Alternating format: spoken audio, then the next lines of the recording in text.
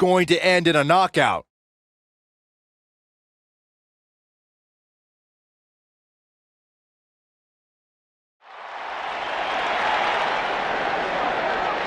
That music can mean only one thing. It's buzz!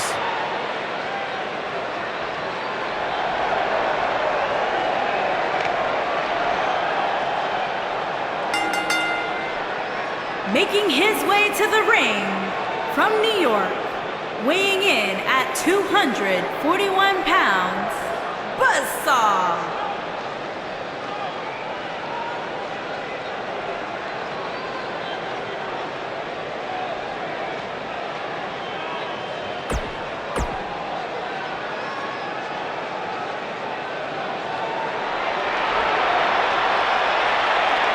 Here comes the Lunatic Fringe!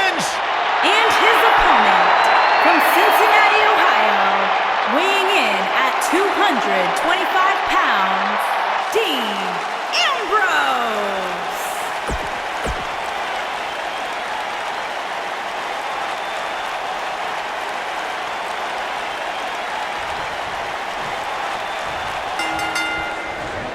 This should be an incredible matchup. I mean, both men have extensive offensive repertoires, lasting endurance, and an insatiable appetite to be number one.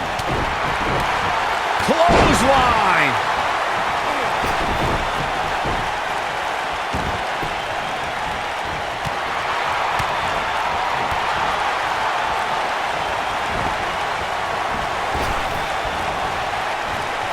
Oh, nasty impact. Right across. What a stomp. Good grief.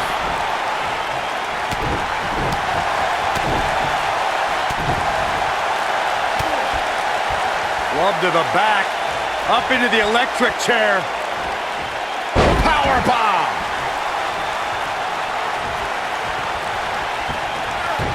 Setting him up. Got the head scissors on. Oof.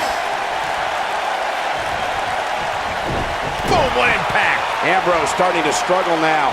He came into this match expecting a fight, and that's exactly what he's getting. Hey, you're going to absorb some punishment in a wrestling match. Wow. It just goes along with the territory, and he knows that. I doubt he's all that concerned at this point. I know it's somewhat early still, but this could be a pivotal point in this match, guys. Let's see how he reacts here. You know, I'd say matches like this really drive superstars to take risks they normally wouldn't take. An example that immediately comes to mind would be Shane McMahon's actions in Unforgiven in 2003. Power bomb!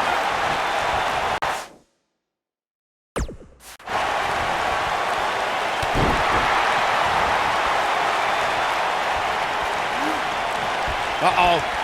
Setting him up. Uh-oh. Neckbreaker! To elaborate more than that Unforgiven 2003 match Corey was talking about, that night we saw Shane leap off the top rope of the Unforgiven set down toward his opponent Kane. And unfortunately for Shane, however, Kane moved at the last moment, and it was all academic from there. The referee could have counted to 100. Shane was not getting up. Dominating shoulder tackle. It's no secret, guys, that the last man standing match tests a superstar like no other contest. Nowhere else do the rules dictate you must decimate your opponent so much that they cannot answer the count of 10. No, he reverses it. And now Dean Ambrose finds himself in a tough spot. This very well may be too much for him to handle. But if you're counting him out now, you haven't been paying attention. He has more resolve than just about anybody on the roster. The thing about the unique rules of this match, as Michael was saying, is that superstars will go to amazing extremes to keep their opponents down for a 10 count. Oh, that's the truth, Saxton. Last Man Standing has definitely resulted in some unique usage of everything from weapons to pay-per-view sets and everything in between.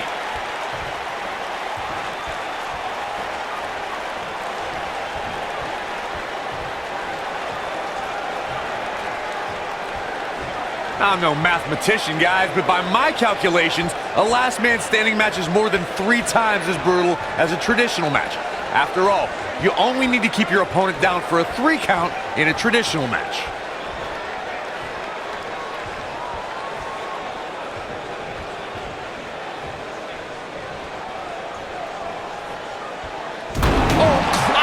the steps. That'll make you reassess some things. On the topic of traditional matches versus last man standing matches, Corey makes a great point. In matches such as this, you have to keep your opponent down for a count of 10. Which oftentimes results in increased brutality and danger, Michael. Oh boy, he is rolling.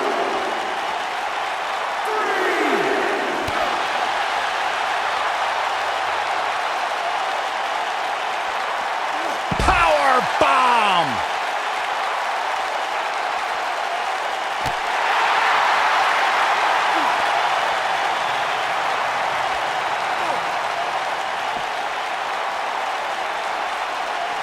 Guys, we've seen some pretty creative finishes to last man standing matches over the years, and perhaps one of the most creative took place at Extreme Rules 2010 when John Cena duct taped Batista's legs together. Oh, nasty impact.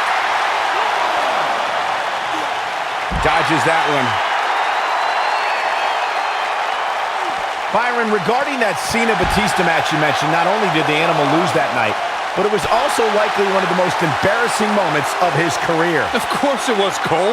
Wouldn't you be embarrassed if you struggled to stand because your feet were taped together? Come on.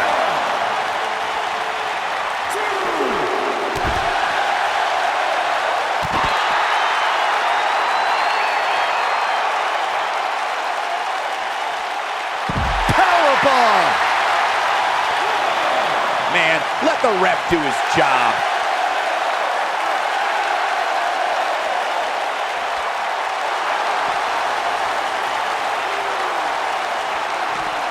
Each of these competitors is looking for the slightest hint of weakness in the other. He's playing with him now. He's not going to go quietly. No superstar worth his salt ever does. Oh boy, he is rolling. And it's Ambrose showing some agility.